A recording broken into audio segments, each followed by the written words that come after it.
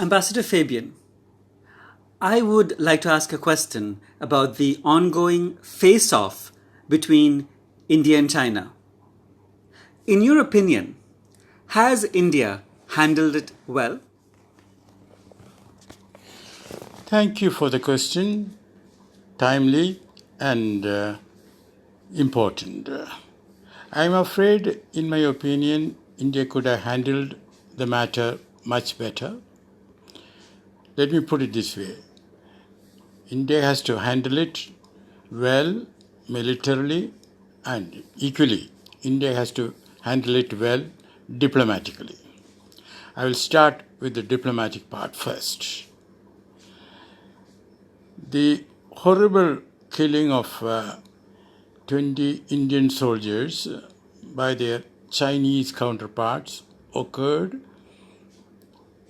in the night of 15th June 2020. The next day, 16th June, the Indian ambassador in Beijing was summoned by the Foreign Office, and a strong protest was lodged by China, saying that India had acted wrongly, that Indian troops had crossed over to Chinese territory. Well, my question is, should it not have been the other way around?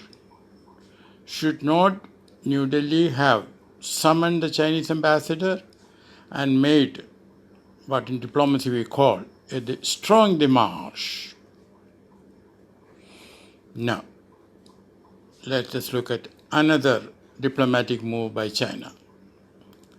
The foreign minister of China takes the initiative, phones up his Indian counterpart, and almost immediately, Chinese foreign ministry comes out with a statement stating clearly that the Indian foreign minister was told in no uncertain terms that the Indian troops had violated the line of actual control.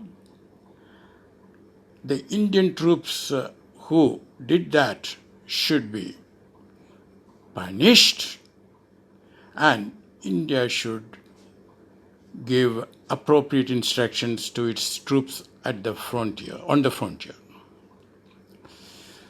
Well, hours later, the Indian Foreign Office comes out with a statement saying that the Indian Foreign Minister had clearly told the Chinese Foreign Minister, A, that it was a premeditated action on the part of China, that China should stop doing that, and that there would be consequences on bilateral relations. Well, for once I am glad that India spoke in plain English to China. But let me put it this way. The Chinese statement had come out first, and the Reuters, BBC and others had carried that statement first. So Indian statement would look like a reaction, and there you lose, well, not credibility, but you lose, almost something like credibility. It's a reaction, not a proactive statement of what happened.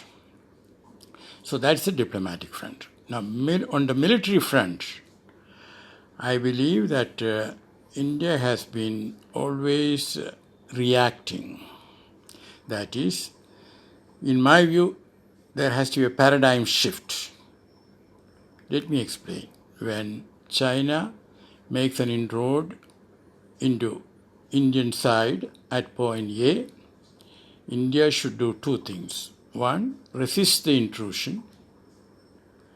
Two, equally important, if not more important, choose point B, where India has local advantage, and make an incursion into Chinese side. If India adopts that strategy, then, let me put it this way, there will be incursions at points A, B, C, D, E, and F by either country into the other side or territory. At that point, China will be prepared to sit down at the table and both sides can agree to a mutually agreed quote unquote withdrawal.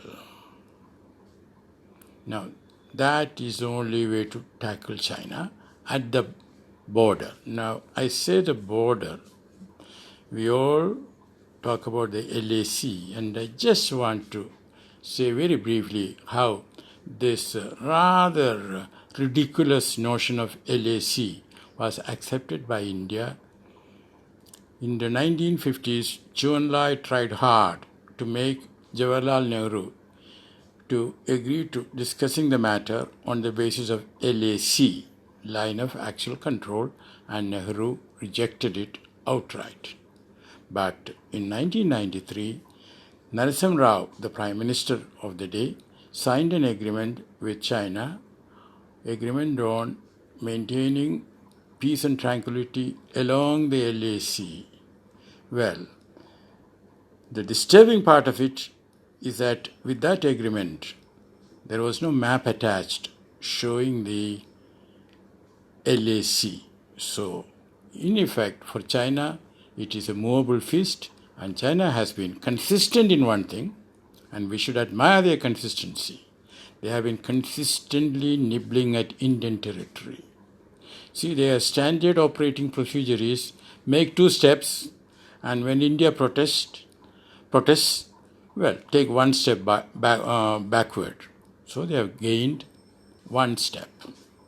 Well, India has to think it over and adopt a new strategy, militarily and diplomatically. The question is whether China can be made to pay for what it has been doing. Well, on that, we shall have another talk. Thank you so much for listening to me.